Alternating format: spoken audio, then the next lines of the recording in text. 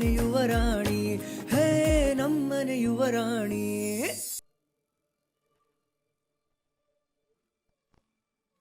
ಇನ್ನು ನನ್ನ ಕೈಲಿ ಕಾಯಕ್ಕಾಗಲ್ಲಪ್ಪ, ನಾನು ಹೋಗಿ ನೋಡ್ಕೊಂಡು ಬರ್ತೀನಿ. ಮಾ, ಅವಳು ಡಿಸ್ಟರ್ಬ್ ಮಾಡಬೇಡಿ ಅಂತ ಅಷ್ಟೊಂದು ರಿಕ್ವೆಸ್ಟ್ ಮಾಡ್ಕೊಂಡು ಹೋಗಿದ್ದಾಳೆ. ಈಗ ನೀವು ಅಲ್ಲಿಗೆ ಹೋದ್ರೆ ಬೇಕು ಅಂತ ತೊಂದರೆ ಕೊಟ್ಟ ಹಾಗಾಗಲ್ವಾ? ಅಯ್ಯೋ, ಅವಳಿಗೆ ತೊಂದರೆ ಆದ್ರೆ ಆಗ್ಲಿಪ್ಪ, ಆದ್ರೆ ಅಹಲ್ಯಂಗೆ ತೊಂದರೆ ಆಗ್ಬಾರ್ದು. ಮನೆಗೆ ಬಂದು ಮೊದಲನೇ ದಿನಾನೇ ಮನಸ್ಸು ಮುರಿಯೋ ಕೆಲಸ ಮಾಡಿದ್ರೆ ಅದನ್ನ ಯಾರೂ ಒಪ್ಪಲ್ಲ, ಅದು ಸರಿನೂ ಅಲ್ಲ. ಪ್ರಣಮ್, ಪ್ರಣಮ್. ಹಾಮ ಪ್ರಣಮ್, ಮೀರಾ ಅಹಲ್ಯ ಅದಕ್ಕೆ ರೂಮ್ಗೆ ಹೋಗಿ ತುಂಬಾ ಹೊತ್ತಾಯ್ತು, ಅವಳನ್ನ ಕರ್ಕೊಂಡು ಬಾಪ. ಪ್ರಣಮ್ ನಿಂತ್ಕೋ.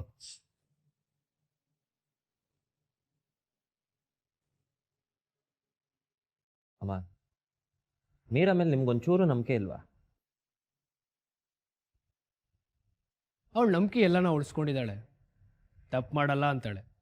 ಹೇಳಿದ್ದು 1 ಗಂಟೆಗೆ ಇನ್ನೊಂದೇನೋ ಎಡ್ವರ್ಟ್ ಮಾಡ್ಕೋತಾಳೆ. ಅವಳೊಂಥರ ಈ ಪ್ರಾಬ್ಲಮ್ ಊಟ ಇದ್ದಾಗೆ, ಅವಳಿಗೆ ಎಲ್ಲದರಲ್ಲೂ ಪ್ರಾಬ್ಲಮ್ ಕಾಣುತ್ತೆ, ಎಲ್ಲರಲ್ಲೂ ಪ್ರಾಬ್ಲಮ್ ಹುಡುಕ್ತಾಳೆ.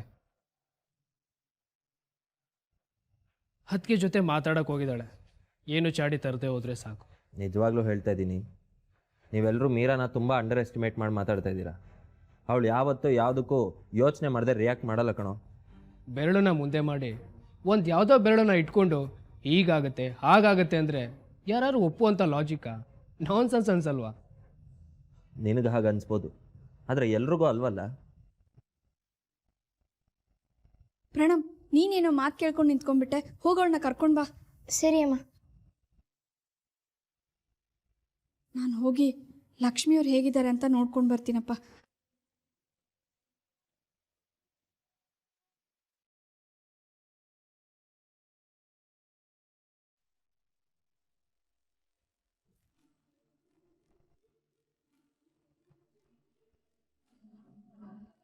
ಅಕ್ಕ ಅಂತ ಪ್ರೀತಿಯಿಂದ ಬಾಯಿ ತುಂಬ ಕರೀತ್ಯ. ಅಕ್ಕ ಆಗಿ ತಂಗಿಗೆ ಬುದ್ಧಿ ಮಾತು ಹೇಳೋದು ಧರ್ಮ ಅಲ್ವಾ? ನನಗೆ ನಿನ್ಕಂಡ್ರೆ ಪ್ರೀತಿ ಇದೆ ಪುಟ್ಟ. I am serious. ನಾನು ಸುಳ್ಳು ಹೇಳಲ್ಲ. ನಿನ್ನ ಮೇಲೆ ನನಗೆ ಪ್ರೀತಿ ಇದೆ. ಅದಕ್ಕೆ ಅಕ್ಕ ಆಗಿ ಈ ತಂಗಿಗೆ ಒಂದು ಫ್ರೀ ಸಜೆಷನ್ ಏನು ಅಂದರೆ, ಮಾತಾಡೋದನ್ನ ಕಡಿಮೆ ಮಾಡು. ನೀನು ಮಾತಾಡಿದ್ರೆ ಅದನ್ನ ತೆಗೆದು ಹಾಕೋ ಆಗಿರಬಾರ್ದು. ನೀನು 100 ಮಾತಾಡಿ ಅದರಲ್ಲಿ 1 ಸತ್ಯ ಇದ್ರೆ 90 ಮಾತು ಅದನ್ನ ತಿಂದು ಹಾಕ್ಬಿಡುತ್ತೆ. ಅದೇ ನೀನು ಮಾತಾಡದೆ 2ರಿಂದ 3 ಮಾತಾದ್ರೆ ಆ ಮಾತುಗಳು ಎಲ್ಲರೂ ಮನಸ್ಸಲ್ಲೂ ಇಳಿಯುತ್ತೆ. ಅಕ್ಕ, ಅಕ್ಕ ಪ್ಲೀಸ್ ಅಕ್ಕ, ನಿಮ್ಮ ಮಾತು ನನಗೆ ಭಯ ಹುಟ್ಟಿಸ್ತಿದೆ. ಐ ಆಮ್ ಸಾರಿ ಅಕ್ಕ, ನಾನು ನಿಮಗೆ ಸತಾಯಿಸಿದೆ ಅಂತ ಅಲ್ವಾ ನೀವು ನಂಗೆ ಕಾಡಿಸ್ತಿರೋದು. ಐ ಆಮ್ ಸಾರಿ ಅಕ್ಕ, ನಿಮ್ದು ಅಮ್ಮಯ್ಯ ಅಂತೀನಿ. ಈ ಆಟನ ಇಲ್ಲೇ ನಿಲ್ಲಿಸ್ಬಿಡಿ. ನಂಗೆ ಉಸಿರಾಡೋಕ್ಕೂ ಕಷ್ಟ ಆಗ್ತಿದೆ, ನನ್ನ ಕೈಕಾಲೆಲ್ಲ ನಡಕ್ತಿದೆ. ಐ ಆಮ್ ಸಾರಿ ಅಕ್ಕ, ಐ ಆಮ್ ಸಾರಿ. ಇಲ್ಲ ಪುಟ್ಟ, ರಿಲ್ಯಾಕ್ಸ್. ನಿನ್ನಿಂದಾಗಿ ನನಗೆ ಬೇಕಾದನ್ನ ಪಡ್ಕೋತಾ ಇದ್ದೀನಿ. ಅದಕ್ಕೆ ನಿನ್ನ ಹತ್ರ ನನ್ನ ವಿಷಯನ ಶೇರ್ ಮಾಡ್ಕೋತಾ ಇದ್ದೀನಿ.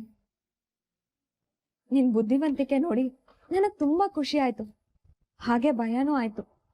ಹಾ, ಒಂದು ಇನ್ಸಿಡೆಂಟ್ ನೆನಪಾಯ್ತು ನೋಡು. ಸಾಕೇತವರು ನನಗೆ ಹೂ ಕೊಟ್ರಲ್ಲ, ಅವಾಗ ನಾನು ಏನೋ ಗಡಿಬಿಡಿಲಿದ್ದೆ. ಓಕೆ, ಎಲ್ಲ ಗೊತ್ತಾದ್ಮೇಲೆ ಇನ್ನೇನು ಮುಚ್ಚಿಡೋದು. ರಜತ್ ಅವತ್ತು ನನ್ನನ್ನು ಫಾಲೋ ಮಾಡ್ತಾ ಇದ್ದ. ಅವನ ಕೈಲಿ ಎಲ್ಲಿ ಸಿಕ್ಬೀಳ್ತೀನೋ ಅನ್ನೋ ಭಯದಲ್ಲಿ ನಾನು ಅಲ್ಲಿಂದ ಹೊರಟಿದ್ದೆ. ಆ ಗಡಿಬಿಡಿಲಿ ಸಾಕೇತವ್ರು ಕೊಟ್ಟು ಹೂನ ನಾನು ಎಲ್ಲೋ ಬೀಳಿಸ್ಕೊಂಡ್ಬಿಟ್ಟೆ. ಆಕ್ಚುಲಿ ಅವತ್ ನೀನ್ ನನ್ನನ್ನ ಕೂಗಿದ್ದು ನನಗೆ ಕೇಳಿಸ್ತು.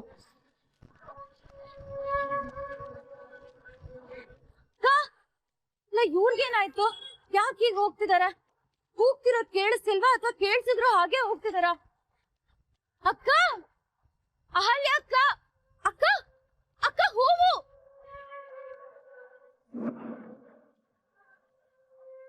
ಬಟ್ ಅವಾಗ ನಿಂತ್ಕೊಳ್ಳೋ ಪರಿಸ್ಥಿತಿಯಲ್ಲಿ ನಾನು ಇರ್ಲಿಲ್ಲ. ಮನೆಗೆ ಹೋಗಿ ನೋಡ್ಕೋತೀನಿ, ಫ್ಲವರ್ಸ್ ಇರ್ಲಿಲ್ಲ. ನೀನ್ ನನ್ನ ಬೆನ್ನ ಹಿಂದೆ ಬಂದಿದ್ದು ನನಗೆ ಗೊತ್ತಿತ್ತಲ್ಲ, ನೀನ್ ಆ ಫ್ಲವರ್ಸ್ನ ನೋಡಿರ್ತೀಯ ಅಂತಾನೂ ಗೊತ್ತಿತ್ತು. ಅದಕ್ಕೆ ತಕ್ಷಣ ಕಾಲ್ ಮಾಡಿ ಸಾರಿ ಕೇಳಿದ್ದು.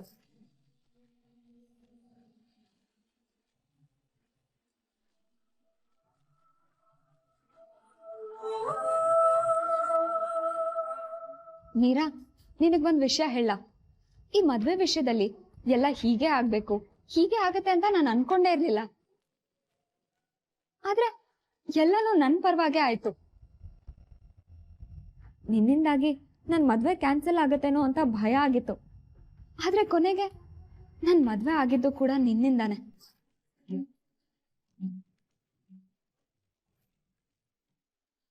ನಿಜ ಹೇಳ, ನಾನೀ ಮನೆ ಸೊಸೆ ಆಗ್ತೀನಿ ಅಂತ ನನ್ ಕನಸಿನಲ್ಲೂ ಅನ್ಕೊಂಡಿರ್ಲಿಲ್ಲ. ಆದ್ರೂ ಸೊಸೆ ಆದೆ. ಅದ್ರಲ್ಲೂ ಒಂದು ಟ್ವಿಸ್ಟ್ ಇತ್ತು. ನಾನ್ ಸೊಸೆ ಆಗೋದನ್ನ ತಪ್ಸೋದಕ್ಕೆ ನೀನ್ ನನ್ನ ಎದುರಿಗಿದ್ದೆ. ನಿನ್ ಬೆರಳು ಕುಮಾರನ್ ಭವಿಷ್ಯ, ನಿನ್ ಸಿಕ್ಸ್ತ್ ಸೆನ್ಸ್, ನಿನ್ ಜಾಣತನ ಇದೆಲ್ಲ ನಿನ್ ದಾರಿ ತೋರಿಸ್ತಾ ಇದ್ರು ಕೂಡ ವಿಧಿ ನಿನ್ ದಾರಿ ತಪ್ಪೋ ಹಾಗೆ ಮಾಡ್ತು. ನಿನ್ ಅನುಮಾನನ ನಿನ್ ಮನೆಯವ್ರ ಹತ್ರ ನೀನ್ ಹೇಳ್ಕೊಟ್ಟಾಗ ಮನೆ ಮಗಳ ಮಾತನ್ನ ಮನೆಯವರೇ ಕೇಳಲಿಲ್ಲ. ನನಗ್ ತುಂಬಾ ಬೇಜಾರಾಯ್ತು. ನನಗೆ ಬೇಜಾರಾಗುವಾಗ ನಿನಗ್ ಬೇಜಾರಾಗ್ತಾ ಇರತ್ತಾ ಅಲ್ವಾ ಪುಟ್ಟ?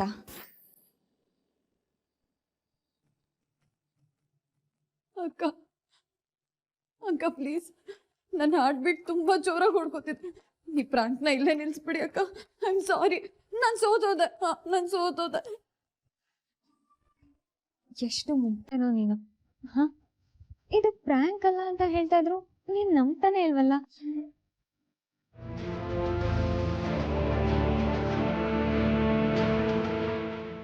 ಇದನ್ನ ನಾನ್ ತಿಂದು 5 ನಿಮಿಷ ಬದುಕಿದ್ರೆ ಇದರಲ್ಲಿ ವಿಷ ಇಲ್ಲ ಅಂತ ಅರ್ಥ. ಒಂದ್ ವೇಳೆ ವಿಷ ಇದ್ರೆ 5 ನಿಮಿಷದೊಳಗೆ ನನಗೇನಾದ್ರೂ ಆಗುತ್ತೆ.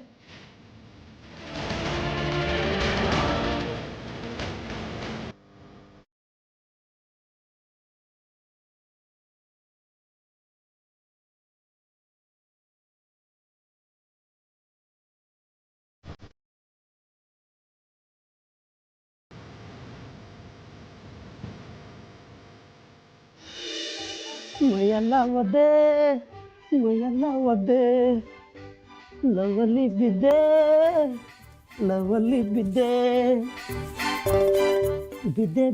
ಬಾತ್ರೂಮಲ್ಲಿ ಬಿದ್ದೆ. ಅರೆ, ಇದು ಯಾಕೆ ಇಲ್ಲಿಗೆ ಬಂತು? ಮನೆ ಒಳಗಡೆ ಇರೋ ಇಲಿ ಮನೆ ಒಳಗಡೆ ತಿಂದು ಹೊರಗಡೆ ಬಂದು ಸಾಯ್ಲಿ ಅಂತಿಟ್ರೆ ಇಲಿ ಏನಾದರೂ ಕಚ್ಕೊಂಬಂದು ಹೊರಗಡೆ ಬಿಟ್ಟೋಯ್ತಾ? ಪರವಾಗಿಲ್ವೇ, ಇತ್ತೀಚೆಗೆ ಇಲಿಗಳು ತುಂಬ ಜಾಣ ಆಗ್ಬಿಟ್ಟಿದ್ದಾವೆ. ಹಿರಿಯಕ್ಕನ ಚಾಳಿ ಮನೆ ಮಂದಿಗೆಲ್ಲ ಅಂತಾರೆ, ಹಾಗೆ ಮೀರಮ್ಮನ ಚಾಳಿ ಏನಾದರೂ ನನಗಂಟುಬಿಡ್ತಾ? ಸುಂದರಣ್ಣ, ಸಿನಿಮಾ ನೋಡೋ ಹುಚ್ಚಿನ ಸ್ವಲ್ಪ ಕಡಿಮೆ ಮಾಡ್ಕೊಳ್ಳೋ. ಮನೆ ಒಳಗಡೆ ಇರೋ ಇಲಿ ಪಾಷಾಣನ ಇಲಿ ಕಚ್ಕೊಂಡು ಇಲ್ಲಿ ತಂದು ಬಿಸಾಡೋಕ್ಕೆ ಸಾಧ್ಯನೇ ಇಲ್ಲ. ಹಾಗಾದರೆ ಇದು ಇಲ್ಲಿಗೆ ಯಾಕೆ ಬಂತು?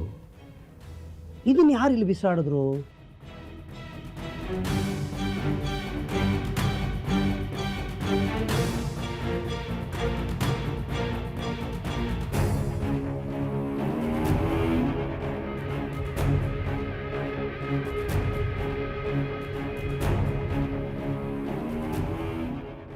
ಇಲಿ ಪಾಷಾಣ ಕೈಯಲ್ಲಿ ಹಿಡ್ಕೊಂಡಿದ್ದೀರಾ? ಅದು ಇದನ್ನು ಸ್ಟೋರ್ ರೂಮಲ್ಲಿ ಇಟ್ಟಿದೆ. ಇದು ಇಲ್ಲಿಗೆ ಯಾಕೆ ಬಂತು ಅಂತಲೇ ಗೊತ್ತಾಗ್ತಿಲ್ಲ. ಮದುವೆ ಮನೆ ಅಲ್ವಾ, ವಸ್ತುಗಳು ಆಚೆ ಈಚೆ ಆಗ್ತಾ ಇರುತ್ತೆ, ಯಾರೋ ಎಸ್ತಿರ್ಬೇಕೇನೋ. ಹಾಗೆಲ್ಲ ಸುಮ್ಮನೆ ಬಿಸಾಡಲ್ವೇ? ಅದು ಇಲ್ಲಿಗೆ ಯಾಕೆ ಬಂತು ಅಂತ ಯೋಚನೆ ಮಾಡೋದಕ್ಕಿಂತ ಅದನ್ನು ಸುರಕ್ಷಿತವಾಗಿರೋ ಜಾಗದಲ್ಲಿ ತೆಗೆದಿಟ್ಬಿಡಪ್ಪ. ಸರಿ ಅಣ್ಣ. ಸ್ಟೋರ್ ರೂಮಲ್ಲಿ ಇಟ್ಟಿದ್ದು ಇಲಿ ಪಾಷಾಣ ಇಲ್ಲಿಗೆ ಯಾಕೆ ಬಂತು? ಇದೊಂದು ಯಕ್ಷ ಪ್ರಶ್ನೆ.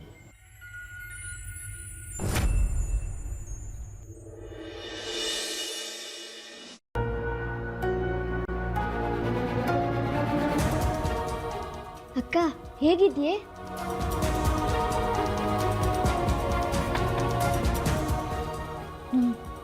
ಚೆನ್ನಾಗಿದೆ.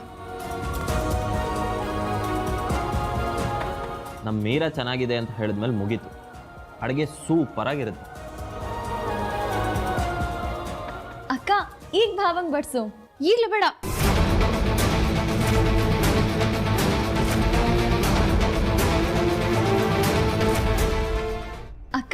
ಈಗ ಭಾವಂಗ್ ಬಡ್ಸು. ಈಗ್ಲೇ ಬೇಡ.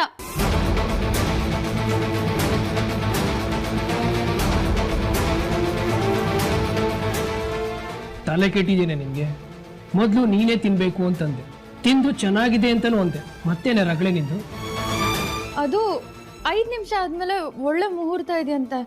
ಆ ಮುಹೂರ್ತದಲ್ಲಿ ಹೆಂಡತಿ ಕೈ ಅಡುಗೆ ತಿಂದ್ರೆ ಸಾಕು, ಮತ್ತೆ ಅಹಲ್ಯ ಅಕ್ಕನ ಬಾಂಡಿಂಗ್ ತುಂಬಾ ಗಟ್ಟಿಯಾಗಿರುತ್ತಂತೆ. ಈ ಭವಿಷ್ಯ ಯಾರು ಹೇಳಿದ್ರು ನಿನಗೆ?